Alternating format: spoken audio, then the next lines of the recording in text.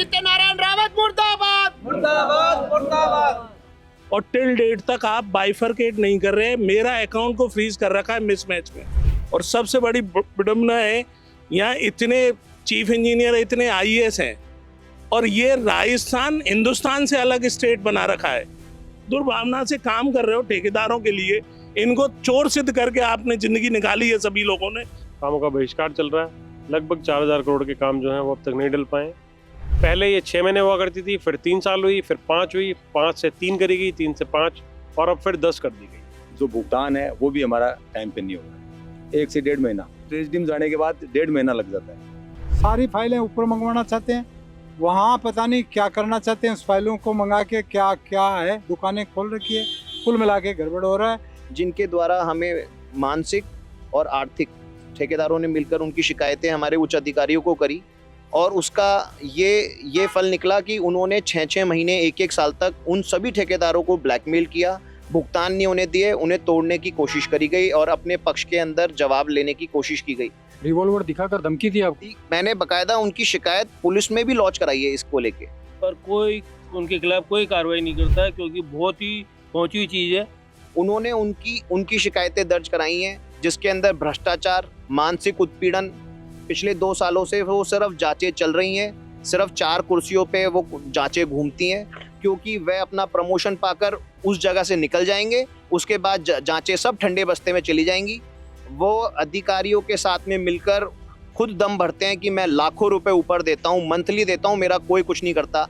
वो अभी अधिशासी अभियंता सिटी 2 थे, अब अधिशासी अभियंता कंस्ट्रक्शन डिवीजन बने। उनका कहना है मैं 50 लाख रुपए देकर इस सीट पर पहुंचा हूं, मेरा कोई कुछ नहीं बिगाड़ सकता। अभी भी चेत जाएं और अब मुझे लगता है कि कार्रवाई इस संबंध में होनी चाहिए कि जो आरोप लगाए हैं, इस आरोप की पुष्टि क्या है क्या नहीं है ये जांच के बाद होगा। लेकिन लगातार जो दस्तावेज बोल रहे हैं, दस्तावेज कभी झूठ नहीं बोलते हैं। आपको बताता हूँ, अभी इन्होंने अमित शाह जी की जब विजिट थी उस दौरान इन्होंने टेंडर कराए। इन्होंने कंडीशन लगाई कि उसके जो भी फर्म उसके अंदर पार्टिसिपेट करेगी उसके पास में 3 साल की क्वालिफिकेशन होनी चाहिए। VVIP विजिट, अमित शाह और प्रधानमंत्री मोदी जी जब यहाँ आते हैं तो सुरक्षा के लहजे से 3 साल की पात्र मानते हैं कि 3 साल की एलिजिबिलिटी होनी चाहिए आपके पास में उस काम की। इन्होंने अपनी एक निजी फर्म को इन्होंने खुद ने उसका टेंडर रिजेक्ट किया और फिर उसी से काम करा लिया।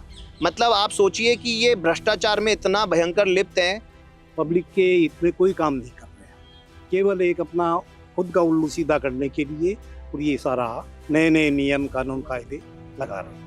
अब क्या है कि ठेकेदार के जो भी कोई टेंडर लेते हैं उसकी 10% जो धरो राशि है वो रोक लेते हैं, वो 10 साल बाद मिलनी है, जबकि ज़्यादा से ज़्यादा इतना प्रॉफिट हो ही नहीं सकता। ऐसे ये DLP वगैरह की जो शर्तें लगाते हैं वो मतलब चलने वाली है नहीं। जो भी समस्या जनहित यानी कि जनता के साथ खड़ा होता है मीडिया, सरकार के तहत सरकार की ड्यूटी है जनता के लिए अच्छी योजना बनाना करना, लेकिन जनता को जो हक है वो नहीं मिल रहा है या जो एक ठेकेदार को उसका जो अधिकार है वो नहीं मिल रहा है, तो उसी बात को उठाने का काम मीडिया का होता है। लाखों रुपए की तनख्वाह के इतने सारे चीफ इंजीनियर बिठा रखे हैं, इनके पास जवाब नहीं है किसी के पास। 3-4 महीने में इसका रंग दिख जाएगा। इस सरकार का 1.5 साल पूरा होने का उद्देश्य सफल हो पाएगा। राजस्थान के अंदर जो बनाती है PWD और उनको बनाने की जिम्मेदारी होती है ठेकेदारों पर, लेकिन ठेकेदार जो हैं, जो बनाने वाले, वो पिछले 2 वर्षों से परेशान हैं। लेकिन अभी तकरीबन 2 महीने से यहाँ धरने पर बैठे हैं। जयपुर में ये PWD का मुख्यालय है, मैं यहाँ पे हूँ, मेरे साथ आप चारों तरफ देख सकते हैं।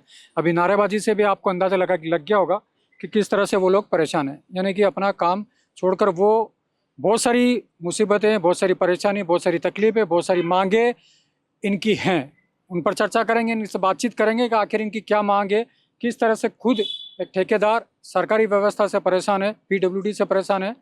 आपने देखा होगा कि चाहे वो जयपुर शहर की सड़कें हो, चाहे वो स्कूल हो, कॉलेज हो, अस्पताल हो, सचिवालय हो या तमाम सरकारी जितनी भी बिल्डिंग है, उनका निर्माण का काम PWD का होता है और PWD इनको देती है। लेकिन अभी इस वक्त जैसा कि इन्होंने बताया मेरी बातचीत में, पूरे जिला स्तर पर यह जो धरना है वो चल रहा है। इस वक्त हम लोग अभी PWD के जो मुख्यालय, जैसा कि मैंने पहले बताया, जयपुर में हम लोग यहाँ पे हैं। इनके प्रमुख पदाधिकारी और कर्मचारी हम लोग यहाँ पे हैं, इनसे बातचीत करेंगे आखिर इनकी समस्या क्या है। तो बातचीत करते हैं। सबसे पहले आपका शुभ नाम सर? राम सिंह शेखावत। राम सिंह जी बताइए, क्या आप धरने पर बैठे हैं, क्या आपकी मुख्य मांगे क्या है? हमारी मुख्य मांगे पीछे बैनर पे है, जिसमें मुख्य मांग है DLP, GST, time extension cases. इस पर सरकार बिल्कुल भी गौर नहीं कर रही है। 60 दिन से सभी जिलों में लोग धरने पे बैठे हुए हैं, कामों का बहिष्कार चल रहा है। लगभग 4000 करोड़ के काम जो हैं वो अब तक नहीं डल पाए और 1400 से अधिक काम आज भी पेंडिंग है, जिसके टेंडर नहीं हो रहे हैं। जब तक हमारी मांग नहीं मानी जाएगी तब तक ये जारी रहेगा। अगर मुख्य मांग जो पहले आपने, क्या ऐसी मुख्य बड़ी मांग है जिसकी वजह से आप लोग काफ़ी परेशान हैं? Defect liability period, defect liability period, जी इसको थोड़ा। दोष निवारण अवधि। जो हम काम करते हैं वो सरकार के डिज़ाइन पे करते हैं, सरकार के सुपरविजन में करते हैं, सरकार उसको सर्टिफाई करती है। सर्टिफाई करने के बाद टेस्ट रिजल्ट्स देखे जाते हैं कि सब कुछ ओके है, तो हम लोगों को पेमेंट होता है। तो उसके बाद हमारी क्या जिम्मेदारी, क्या हम उसमें कुछ कम कर देते हैं या ज़्यादा कर देते हैं? ये सरकार अपना जो मेंटेनेंस का पैसा देना है वो ना दे करके डिफेक्ट लायबिलिटी के नाम पर हमारा शोषण कर रही है। पहले ये 6 महीने हुआ करती थी, फिर 3 साल हुई, फिर 5 हुई, 5 से 3 करेगी, 3 से 5 और अब फिर 10 कर दी गई है। यहाँ इतने सारे इंजीनियर्स बैठा रखे हैं, उनके पास का कोई तकनीकी प्रमाण भी नहीं है, जबकि ट्रैफिक दिन पे दिन बढ़ रहा है और साथ में गारंटी पीरियड भी बढ़ रहा है। जबकि गारंटी किस चीज़ की? और जिम्मेदारी तो उन लोगों की भी होनी चाहिए जो उसको सर्टिफाई कर रहे हैं, जो काम करने का। हमारी क्या जिम्मेदारी है? हम मटेरियल लेके आए, जो आपने बताया वो हमने लगाया, आपने उसको टेस्ट करा एज पर नॉर्म्स, आपने सर्टिफिकेट दिया, फिर हमारी किस चीज़ की जिम्मेदारी? आप ही हमारा शोषण कर रहे हैं। सरकार काम ना करके उस पैसे को बचा रही है और हमारा शोषण कर रही है, भुगतान नहीं कर रही है। आप देख सकते हैं मेरे पीछे संघर्ष समिति संयुक्त ठेकेदार महासंघ जो है, उनके बैनर तले ये लोग यहाँ पे बैठे हैं। इसमें काफ़ी जो मैंने देखा, मैंने महसूस किया कि काफ़ी पुराने हैं, जो कई सालों से ठेकेदारी कर रहे हैं इनके साथ, पीडब्ल्यूडी के साथ, और काफ़ी इनको अच्छा अनुभव है। जो धरना दे रहे हैं उसको लेकर क्या चीज़ आप बताना चाहते हैं? हमारी मुख्य मांगे अभी 2 ही हैं, डीएलपी और जीएसटी। जो 12% से 18% जीएसटी बढ़ाई गई, तो 6% का हमें अंतर तो दिया जाए। वो भी 36E में क्लोज में लिखा हुआ है, लेकिन वो भी सरकार की हटकर्ता से हमें वो भी नहीं दे रही है। मुख्य मांगे हमारी 2 ही बची हैं और बाकी तो करीब करीब हमारी मांगे मान ली गई हैं। एक ये जो भुगतान है वो भी हमारा टाइम पे नहीं हो रहा है। Thank you. कितना समय लग जाता है भुगतान में? 1 से 1.5 महीना। 1 से 1.5 महीना तय? हाँ, और होता वो भी ट्रेजडी में जाने के बाद 1.5 महीना लग जाता है भुगतान में। और इससे ज़्यादा समय लगता है कि नहीं लगता है? इस कई कामों में से ज़्यादा भी समय लगता है। और हम ये चाहते हैं कि भाई जीएसटी हमारी अलग से पे की जाए, जैसे पीएमजीएसवाई के वर्क में की गई है उसी तरीके से। और कुछ? जी जी। हाँ, मैं सीकर से आया हूँ, टोडरमल शेखावत मेरा नाम है। हमारी ये बता रहे हैं, वैसे ही 3 मांगे प्रमुख मांगे हैं, जिसमें डीएलपी की मांग है।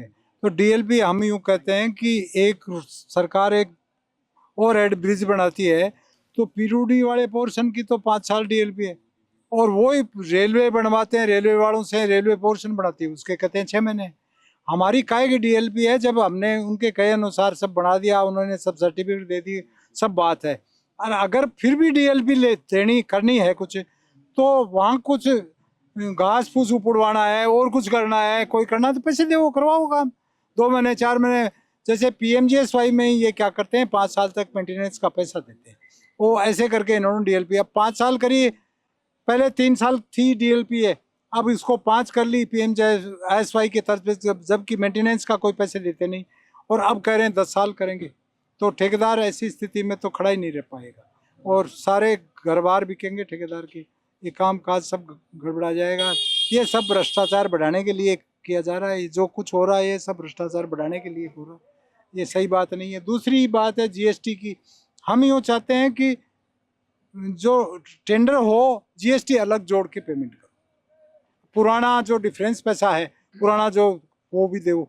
और तीसरी नंबर बात ये है कि एक काम कोई लेट हो गया, तो इन्होंने क्या किया कि नेक्स्ट टू नेक्स्ट एक ऑर्डर निकाला है।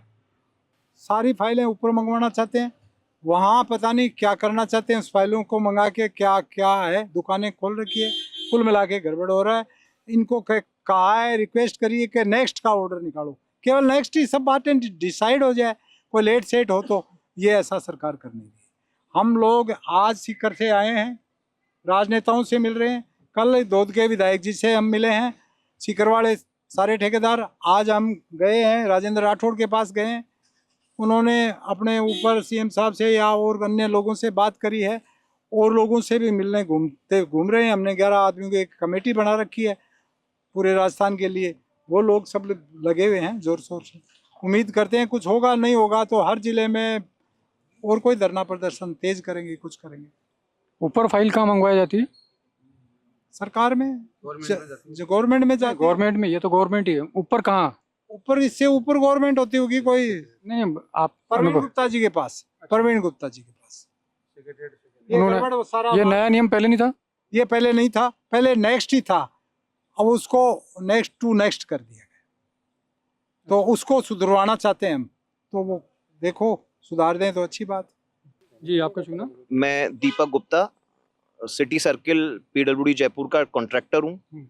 मैं सिटी सर्किल के अंदर सरकारी भवनों के मेंटेनेंस के और नए बिल्डिंगों के और काम लेता हूँ। मुख्यतः मेरा एक काम जो है, मैं वीवीआईपी वर्क भी करता हूँ, जिसके अंदर बैरिकेटिंग इम्पोर्टेंट काम आती है। जब प्रधानमंत्री या गृह मंत्री या फिर हमारे राजस्थान के सीएम साहब कहीं कोई सभा करते हैं, तो उस दौरान जो बैरिकेटिंग होती है, या फिर हमारे राजस्थान के सचिवालय, विधानसभा, जयपुर स्थित सचिवालय और विधानसभा के चारों तरफ जब धरने प्रदर्शन होते हैं, मैं उसकी बैरिकेटिंग के कार्य करता हूँ। और ये कार्य मैं पिछले 10-1 साल से करता हुआ आ रहा हूँ। अभी कुछ महीनों से, पिछले 2 सालों से हमारे एक अधिशासी अभियंता हैं आदित्य नारायण रावत, जिनके द्वारा हमें मानसिक और आर्थिक दोनों तरीके से नुकसान पहुंचाने की चेष्टा की गई है और भरपूर कोशिशें की गई हैं, सिर्फ और सिर्फ इसलिए क्योंकि हमने उनके भ्रष्टाचार और अनैतिक कदाचार के अंदर हमने उनका साथ नहीं दिया।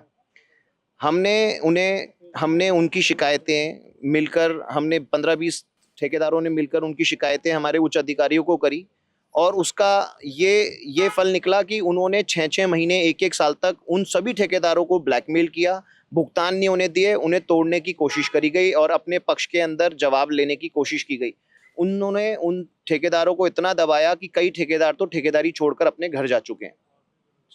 मेरे सहायक अभियंता और कनिष्ठ अभियंता द्वारा बिल बनाकर, यहाँ पर फर्स्ट एंड फाइनल बिल बनाकर भेजे गए, जिनमें इन्होंने मुझसे 25% कमीशन की मांग करी। मैंने 25% कमीशन की मांग, खुला ओपनली, और मैंने उसकी शिकायत, लिखित रूप में शिकायत मैंने अपने उच्च अधिकारियों को दी। पिछले 6 महीनों से मैंने BCO पत्र हमारे उच्च अधिकारियों तक भेज दिए हैं, लेकिन कोई सुनवाई नहीं हो रही है। वह हमेशा मुझे ये कहते हैं कि तू कहीं चला जा, तू मेरा कुछ नहीं बिगाड़ पाएगा।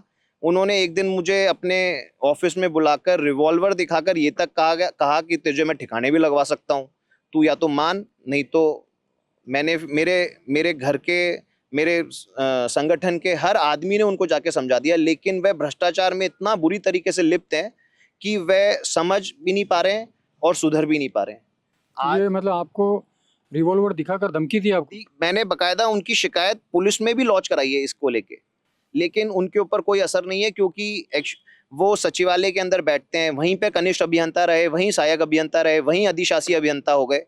वे बड़े बड़े प्रशासनिक अधिकारियों का नाम लेते हैं, बड़े बड़े राजनेताओं का नाम लेते हैं, अपने आप को एक बड़े राजनीतिज्ञ आदमी का भतीजा बताते हैं। सरकार, यहाँ पे उच्च अधिकारियों को भी उन्होंने इसी भ्रमजाल में फंसा रखा है और डरा रखा है। अभी आपके साथ जो आपने कुछ डॉक्यूमेंट्स हमको दिखाना चाहे कैमरे के सामने, क्या क्या? आपको सबसे पहले दिखाता हूँ। ये हम सब ठेकेदारों ने मिलकर जो उनकी शिकायत दर्ज कराई, उसके अंदर ये हमारे साइन है, और ये हमने सभी उच्च अधिकारियों को भेजी, जिसकी हमारे पर रिसीट है।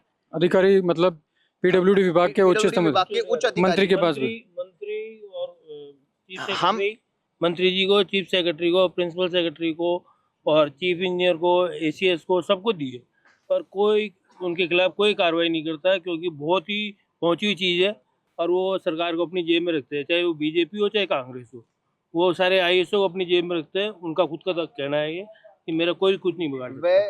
वाकई आप देख सकते हैं कि जो सरकार आई थी बीजेपी की, बजरंग लाल सरकार जो वर्तमान में काम कर रही है, भाजपा ने वादा किया था कि भय मुक्त, भ्रष्टाचार मुक्त, लेकिन यहाँ मुझे जो लगता है कि पीडब्ल्यूडी के जो ठेकेदार हैं, जो इतने समय से काम कर रहे हैं, इनके पास भय भी है और भ्रष्टाचार का भी इनके पास तकलीफ है।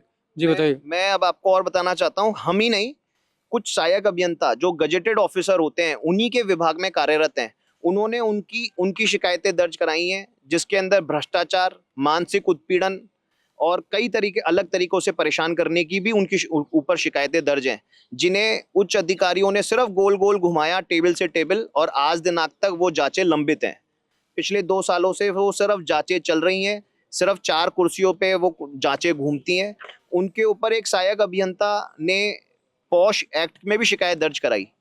उनकी सीट पे रहते हुए उन्हीं के विभाग की एक सहायक अभियंता ने कहा कि पॉश की कार्यशाला कराई जाए। उसके ऊपर हमारे चीफ इंजीनियर ने पॉश की कार्यशाला कराने का मतलब आदेश निकाल दिया, लेकिन वो पॉश की कार्यशाला क्यों हो रही है? पीडब्ल्यूडी के इतिहास में पहली बार एक महिला क्यों पॉश की कार्यशाला कराना चाहती है, उसके बारे में किसी ने नहीं सोचा। उसके अलावा मैं आपको बताता हूँ, ये एक सिंडिकेट बनाकर लूट का काम करते हैं। आज तक इन्होंने करोड़ों करोड़ों रुपए की लूट की है। इन्होंने कई ऐसी फर्में बनाई जो सिर्फ और सिर्फ इनके कार्यकाल में और इन्हीं के पास काम करती हैं, उसके बाद से वो गायब हो जाती हैं। इन्होंने एक फर्म को, निजी फर्म को फायदा पहुंचाने के लिए झूठे सर्टिफिकेट तक इशू कर दिए, जिसके ऊपर भी हमारे उच्च अधिकारी मौन है। उन्होंने मौन धारण किया हुआ है। इनके द्वारा, हमारी सहायक अभियंता द्वारा कुछ फर्मों के नाम, एग्रीमेंट नंबर और अमाउंट तक लिख के दिए गए कि इतने इतने करोड़ों रुपए का इन्होंने वो किया है, ये उसमें भी तैयार नहीं है। हमने इनकी शिकायत मुख्य सचिव महोदय को भेजी, एसीबी में भेजी, हमारे डीजीपी साहब को भेजी, हमारे सभी जगह हम उनकी शिकायतें भेजते आ रहे हैं। ये सिंडिकेट बनाकर जो लूट की गई, ये उसका भी हमने उनको वो दिया। आप मानेंगे 1,71,000 रुपए के टेंडर में उन्होंने ऐसी शर्त लगाई कि अगर आपको वो टेंडर बक्से में डालना है तो उसके साथ 1 लाख रुपए की धरोहर राशि डालनी पड़ेगी। हमारे यहाँ धरोहर राशि है 0.5%। उन्होंने, जिसकी वैल्यू बनती है 850 रुपए, और उन्होंने उसमें शर्त लगाई कि 1,71,000 रुपए का अगर आपको टेंडर लेना है तो उसके साथ 1 लाख रुपए की डीडी उस टेंडर में डालनी पड़ेगी, जिसका कारण वो और उच्च अधिकारी बता भी नहीं पाए। ये डिस्पैच रजिस्टर होता है हमारे यहाँ पे, जिसमें जितनी भी, उन्होंने पूरे डिस्पैच रजिस्टर का इतना गलत इस्तेमाल किया। जिस ठेकेदार को, जिस अधिकारी को जब भी चाहा बैक डेट के अंदर चिट्ठियां इशू करते गए, बताते गए कि मतलब वो ठेकेदार काम नहीं कर रहा है, वो अधिकारी काम नहीं कर रहा है। अपने कनिष्ठ अभियंताओं, सहायक अभियंताओं को, ठेकेदारों का, सबका इन्होंने उत्पीड़न किया। उनकी कई यूनियनों ने शिकायतें दर्ज कराई, उसके ऊपर कुछ भी नहीं हुआ। हमारी इतनी यूनियनों ने उनकी शिकायतें भेजी, उसमें कुछ नहीं हुआ। संपर्क पोर्टल पर, पीएम पोर्टल पर उनकी शिकायतें दर्ज कराई गई, लेकिन वो शिकायतें ऊपर गई ही नहीं। उन्हें यहीं पीडब्ल्यूडी ऑफिस में ही गोल गोल घुमाया जा रहा है, सिर्फ उनको बचाने के लिए, क्योंकि वह अपना प्रमोशन पाकर उस जगह से निकल जाएंगे। उसके बाद जांचें सब ठंडे बस्ते में चली जाएंगी। वो अधिकारियों के साथ में मिलकर खुद दम भरते हैं कि मैं लाखों रुपए ऊपर देता हूं, मंथली देता हूं, मेरा कोई कुछ नहीं करता। वो अभी अधिशासी अभियंता सिटी 2 थे, अब अधिशासी अभियंता कंस्ट्रक्शन डिवीजन बने। उनका कहना है मैं 50 लाख रुपए देकर इस सीट पर पहुंचा हूं, मेरा कोई कुछ नहीं बिगाड़ सकता। ये बहुत बड़ी बात है कि सामने खुले मंच पे मीडिया के सामने ठेकेदार बता रहे कि जो रावत साहब हैं, जो कि अधिकारी हैं यहाँ पे, वो उनके खिलाफ पूरा दस्तावेज इन्होंने बताया। तो मुझे लगता है कि अगर पीडब्ल्यूडी मिनिस्टर अगर सुन रहे हैं, देख रहे हैं, संबंधित अधिकारी अगर देख रहे हैं, तो मुझे लगता है कि आप अभी भी चेत जाएं। और मुझे लगता है कि कार्रवाई इस संबंध में होनी चाहिए कि जो आरोप लगाए हैं, इस आरोप की पुष्टि क्या है, क्या नहीं है, ये जांच के बाद होगा। लेकिन लगातार जो दस्तावेज बोल रहे हैं, दस्तावेज कभी झूठ नहीं बोलते हैं, जो दस्तावेज इन्होंने मीडिया के सामने, हमारे भारत रफ्तार के सामने जो बताया, निश्चित रूप से अब कुछ न कुछ कार्रवाई होनी चाहिए। मैं आपको एक और बताता हूं, जब वीआईपी विजिट्स होती हैं, उस दौरान जब ये काम करा लिए जाते हैं, इन्होंने मेरे बिल बनकर, सहायक अभियंता, कनिष्ठ अभियंता ने मेरे बिल बनाकर भेजे। इनके ऑफिस में वो बिल आए, इन्होंने 25% कमीशन मांगी, मैंने 1 रुपए भी कमीशन देने का मना किया। इन्होंने उन्हीं सहायक अभियंता और कनिष्ठ अभियंताओं को बिठाकर वो बिल कटवाए और उन्हें 25% का ही बना दिया, और मुझे कहा कि अब तेरा जो इच्छा हो वो कर लेना। उसके अलावा मैं आपको बताता हूँ, अभी इन्होंने अमित शाह जी की जब विजिट थी, उस दौरान इन्होंने टेंडर कराए। इन्होंने कंडीशन लगाई कि उसके जो भी फर्म उसके अंदर पार्टिसिपेट करेगी, उसके पास में 3 साल की क्वालिफिकेशन होनी चाहिए। वीवीआईपी विजिट, अमित शाह और प्रधानमंत्री मोदी जी जब यहाँ आते हैं तो सुरक्षा के लहजे से 3 साल की पात्र मानते हैं कि 3 साल की एलिजिबिलिटी होनी चाहिए आपके पास में उस काम की। इन्होंने अपनी एक निजी फर्म को बिना इन्होंने खुद ने उसका टेंडर रिजेक्ट किया और फिर उसी से काम करा लिया। मतलब आप सोचिए कि ये भ्रष्टाचार में इतना भयंकर लिप्त हैं कि मतलब इन्होंने गृह मंत्री अमित शाह जैसे आदमी की सिक्योरिटी में लैप्स हो जाएगा वो भी नहीं सोचा, इन्होंने सिर्फ अपनी जेब भरने की सोची। इन्हें उस दौरान उच्च अधिकारियों ने बुलाकर डांटा, लेकिन इनके कोई जू नहीं रेंग रही है। ये आज भी उसी तरह की कुछ बोगस फर्मों के साथ मिलकर करोड़ों रुपए लाखों रुपए की लूट महीने की कर रहे हैं। इन्होंने एक संवेदक, या तो आप इनका घर की हेल्प कह लीजिए या फिर वो घर की जो हेल्प, जो घर का जो आदमी है उसकी तनख्वाह यहाँ से दे रहे हैं। इन्होंने अपने पद और अधिकार का दुरुपयोग कर रखा है। यहाँ के सरकारी कर्मचारियों को अपने घर पर काम करवाते हैं। इन्होंने पहले राजस्थान का जो अपने जयपुर का स्टेडियम है उसे अय्याशी का अड्डा बना रखा था, भ्रष्टाचार का अड्डा बना रखा था, जिसके बारे में और भी ठेकेदार आपको बता सकते हैं। और इनकी कई रिकॉर्डिंगें, कई साक्ष्य हमने सरकार को ऊपर तक भेजी हैं, लेकिन उस पर आज दिनांक तक कोई कार्रवाई नहीं हुई, क्योंकि सिर्फ और सिर्फ अधिकारी इन्हें बचाते आ रहे हैं। तो आप सुन सकते हैं, अगर पीडब्ल्यूडी मिनिस्टर अगर सुन रहे हैं, भजनलाल सरकार अगर सुन रहे हैं, तो जिस तरह से जो आरोप जो लग रहे हैं वो सभी तरह के आरोप हमारे इस मीडिया के माध्यम से लगाए जा रहे हैं। ये जो डीएलपी का मैटर है ये बड़ा गंभीर मैटर है। जो ये क्रस्ट देते हैं उसके अकॉर्डिंग इतनी लाइबिलिटीज संभव नहीं है। थिकनेस बहुत कम दे रहे हैं और गारंटी बहुत ही ज़्यादा कर रहे हैं। वही जैसे नेशनल हाईवे के अंदर जो क्रस्ट होती है वो गाँवों की सड़कों में नहीं दे रहे हैं, इसलिए ये इनका गलत है। ये जो नियम है इसमें सुधार होना चाहिए। आपका शुभ नाम सर? राम अवतार शर्मा, सीकर। राम अवतार जी, आपकी उम्र के हिसाब से मुझे लगता है काफ़ी साल आप से पीडब्ल्यूडी से जुड़े हुए हैं, तो आप अगर बताएंगे जैसे पिछले कुछ सालों की बात करें और अब इन सालों में कितना परिवर्तन आ गया? काफ़ी परिवर्तन आया है और इन दिनों तो बहुत ही अलग हटके सारा काम हो रहा है। अधिकारी सब एक अलग ही अपना गिरोह और गिरपत में है, पब्लिक के हित में कोई काम नहीं कर रहे हैं, केवल एक अपना खुद का उल्लू सीधा करने के लिए और ये सारा नए नए नियम कानून कायदे लगा रहे हैं। मतलब आप ही कहना चाहते हो कि पीडब्ल्यूडी के अंदर जो अधिकारी हैं उनका गिरोह बन गया, एक माफिया बन गया है, वो माफिया की तरह काम कर रहे हैं। बिल्कुल सही है। सबको एक ही धारा है कि बस वो पाड़ा पड़ा जाए, उस पाड़े में लगे हुए हैं, विकास की कोई चिंता नहीं है। ये हालात मतलब अपनी जेब भरनी है, बस यही मानो आप। सतवीर सिंह जयपाड़ी जी, आप बताइए। देखो, मेन मुद्दा जो है राजस्थान में फिलहाल डीएलपी के लिए फर्स्ट जो ठेकेदारों की जो मांग है, हर पूरे राजस्थान में पिछले 3 महीने से डिस्ट्रिक्ट हेडक्वार्टर पे अनशन पे बैठे हुए हैं लोग। सभी वहाँ के क्षेत्रीय विधायकों से मिल रहे हैं, सभी नेताओं से मिल रहे हैं और हमें आश्वासन भी मिल रहा है, लेकिन अभी तक उसको कार्य के रूप में परिवर्तित नहीं किया गया है। ये कहते हैं देख लेंगे, कर लेंगे। डीएलपी मस्ट इसलिए है कि मतलब हम जो काम करते हैं उस काम का पूरा रोड का जब हम काम कर लेते हैं तो JN एक्शन ये कहता है कि इस कार्य के लिए हम संतुष्ट हैं, बिल्कुल सही पाया गया। तो उस दिन अगर वो रोड का काम सही है और उसके बाद में अगर वो डीएलपी की बातें करते हैं, तो पहले इससे पहले डीएलपी थी नहीं। 1 साल की डीएलपी सीजनल 3 सीजन सर्दी, गर्मी और बरसात जब चली जाती थी तो उसकी गारंटी के बाद में वो धरोहर राशि मिल जाती थी।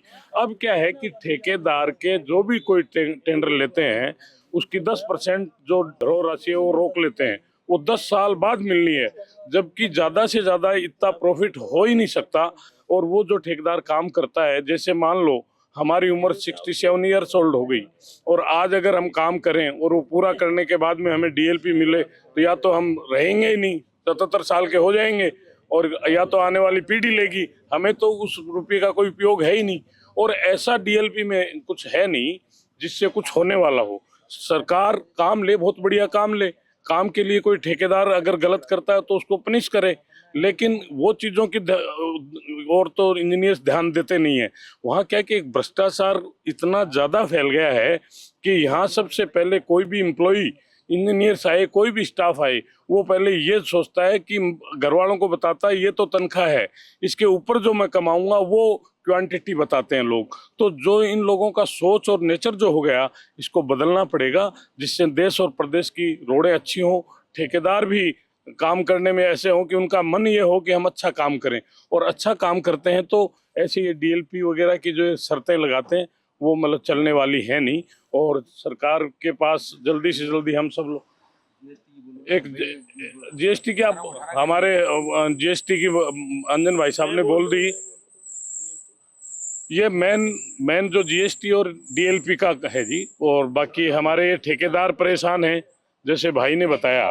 अगर ऐसा इतनी अगर सारी बात सत्य है तो मैं आपके माध्यम से मतलब इस राजस्थान सरकार से निवेदन करना चाहूंगा, अगर आपके यहाँ ऐसा हो रहा है तो या तो अंधेरी, वो कहते हैं ना अंधेरी वो अंधेरी नगरी चौपट राजा, तो वो स्थिति है, या आज तक ये चीजें वहाँ राजस्थान सरकार के पास पहुंची नहीं, या बड़े अधिकारी जो आईएएस लेवल के हैं उनके पास ये पहुंची नहीं होंगी, ये पहुंचने नहीं देते होंगे। मैं आपके माध्यम से निवेदन करना चाहता हूं, अगर ऐसे ठेकेदार ऐसे परेशान हैं तो राष्ट्र का और प्रदेश का विकास कैसे हो सकता है, जबकि पुराने लोग ठेकेदार हैं जो 30-30, 40-40 साल से जो काम कर रहे हैं और उनके साथ ऐसा हो रहा है। तो आपसे भी निवेदन है मेरा कि ये सारी बातें हमारी सरकार के वहाँ पहुंचाएं। बिल्कुल, निश्चित रूप से हम लोग इसीलिए आए हैं। मीडिया का भी यही धर्म है और मीडिया का यही धर्म है कि जो भी समस्या जनहित यानी कि जनता के साथ खड़ा होता है मीडिया सरकार के तहत। सरकार की कल्याणकारी योजनाओं का काम तो सरकार की ड्यूटी है, जनता के लिए अच्छी योजना बनाना करना, लेकिन जनता को जो हक है वो नहीं मिल रहा है, या जो एक ठेकेदार को उसका जो अधिकार है वो नहीं मिल रहा है, तो उसी बात को उठाने का काम मीडिया का होता है। तो आप जी, आपका शुभ नाम सर? मेरा नाम संजीव सिंह है जी, और मैं कॉन्ट्रैक्टर हूँ, बिल्डिंग का काम करता हूँ। मेरे को बड़ा अफसोस होता है कि ये हिंदुस्तान है, इसमें राजस्थान है। जीएसटी 2017 में लगी और टिल डेट तक आप बाइफरकेट नहीं कर रहे। मेरा अकाउंट को फ्रीज कर रखा है मिसमैच में। और सबसे बड़ी विडम्बना है, यहाँ इतने चीफ इंजीनियर, इतने आईएएस हैं और ये राजस्थान हिंदुस्तान से अलग स्टेट बना रखा है। आज तक इसको बाइफरकेट नहीं किया। मिसमैच आते हैं, रोज बोलते हैं इन लोगों को कि इनको अलग करो, लेकिन 8 साल हो गया जीएसटी को, पर ये अकेला पीडब्ल्यूडी डिपार्टमेंट है जो आज तक बाइफरकेट नहीं कर सका है। और हमारी जो 2022 में 12% से 18% तक जीएसटी बढ़ी है, उसका कोई भी विचार नहीं है। पूरे इंडिया में दे चुके हैं ये डिफरेंस अमाउंट, लेकिन इंडिया में अकेला राजस्थान है। इसको बड़ा अफसोस होता है कि ऐसे लोग राज कर रहे हैं। मैं दोनों सरकार से कहूंगा, ये मुख्यमंत्री लेने लायक नहीं है, पुराने वाले भी नहीं थे। अकेला कंट्री में एक स्टेट है जो तुम दुर्भावना से काम कर रहे हो ठेकेदारों के लिए। इनको चोर सिद्ध करके आपने जिंदगी निकाली है सभी लोगों ने। मैं कहना चाहता हूं कि थोड़ा ध्यान दे सभी सरकार, और कम से कम एटलीस्ट ठेकेदार इतना बड़ा काम करता है, इनके लिए दुर्भावना नहीं होनी चाहिए। आप में से और कोई अपनी बात रखना चाह रहे हैं? राम सिंह जी, और कुछ बचा है? 2-3 विषय और आप बता रहे थे ना, अन्य राज्यों से कंपैरिजन करके, वो वाली बात बता दो आप। राम सिंह जी, जैसा कि अपनी चर्चा हुई थी कि अन्य राज्यों से कुछ परिवर्तन, कुछ नियमों में शिथिलता उसमें है। एनआईएच अगर काम करती, रेलवे कुछ काम करती, तो उसमें भी कुछ अंतर है। उसको लेकर थोड़ा सा आप समझाइए कि क्या अंतर पीडब्ल्यूडी यानी कि राजस्थान में और बाकी अन्य राज्यों में? अन्य राज्यों में डीएलपी अधिकतर 3 या 4 राज्यों को छोड़ के बाकी सब जगह 1 वर्ष है। केरला में तो यह है कि काम खत्म होने के बाद ही आपको जो पैसा आप रखते हैं डीएलपी के नाम पे वो दे दिया जाता है। हरियाणा में, यूपी में 2 वर्ष, और जो पीएमसी सीलकोट है यानी बीसम, या तो उस पर डीएलपी है ही नहीं या फिर उसे बंद कर दिया गया है, यानी वो आउटडेटेड कोर्स है जिसको हम यूज़ कर रहे हैं, वो सस्टेनेबल नहीं है। यहाँ इन लोगों ने अपनी मर्जी से नियम लगा रखे हैं। लाखों रुपए की तनख्वाह के इतने सारे चीफ इंजीनियर बिठा रखे हैं, इनके पास जवाब नहीं है किसी के पास कि डीएलपी है क्या। आप टेस्ट कराते हैं, थर्ड पार्टी टेस्ट कराते हैं, उसमें ओके सर्टिफिकेट देते हैं, और फिर 4 साल बाद जाके कहते हैं कि आपने तो घटिया काम करा था। क्या ये संभव है? सिर्फ ये एक तरीका बना रखा है जो आपने कहा था, डायरेक्ट लाओ पैसे। डीएलपी का मतलब होगा डायरेक्ट लाओ पैसे। और क्वालिटी कंट्रोल में हमारे यहाँ एक खत्री जी हैं, आरएसएस के आदमी हैं, बहुत अच्छा काम करते हैं, और उनकी वजह से हम इकट्ठे हुए हैं, उसके लिए उनका धन्यवाद। लेकिन उन्होंने अपनी जगह पे जो आदमी लगाए हैं वो सारे वो लगाए हैं जो एसीबी से ट्रैप हुए हैं। अच्छा, तो अब वो कैसी क्वालिटी चेक करेंगे, आप अंदाजा लगा लो। खत्री जी तो बन रहे हैं संत कि मैंने तो कोई गलत काम किया ही नहीं। और जो उनकी टीम लगी हुई है पीछे, वो आप मान लो कि सारे जोगी बाबा हैं कि झोला लेके जितने डालते जाओ उतने में काम होता जाएगा। जिस मर्जी की ATR बना दो और बाद में जो मर्जी सर्टिफिकेट दे दो। तो सरकार समय रहते इस पर गौर करे, वरना 3-4 महीने में इसका रंग दिख जाएगा। DLP की इन्होंने रूपरेखा जो बताई, डायरेक्ट ले पैसा, ऐसा ही ना? और जो GST के इशू बताएं और भी अन्य राज्यों से कितना परिवर्तन यहाँ पे है, कुल मिला के ये आप अंदाज़ा लगा सकते हैं कि लगातार जब 2 महीने से ये लोग आंदोलन कर रहे हैं, धरने पर बैठे हैं, तो निश्चित रूप से इनकी तकलीफ, इनका जो दर्द है वो किस लेवल का होगा। तो मुझे लगता है कि मैं अपने मीडिया के माध्यम से PWD मंत्री भजनलाल सरकार को मैं सूचना देना चाहता हूं। मैं यहीं से इनके पास इसलिए यहाँ बैठा हूं कि हमारा माध्यम से आप तक ये सूचना, इनकी तकलीफ, इनकी परेशानी, इनकी वेदना आप तक पहुँचे और कुछ निराकरण, कुछ समाधान मिले, तो इस सरकार का 1.5 साल पूरा होने का उद्देश्य सफल हो पाएगा। मैं अपने वीडियो जर्नलिस्ट लक्ष्मी नारायण के साथ शैलेंद्र शर्मा, PWD मुख्यालय, जयपुर।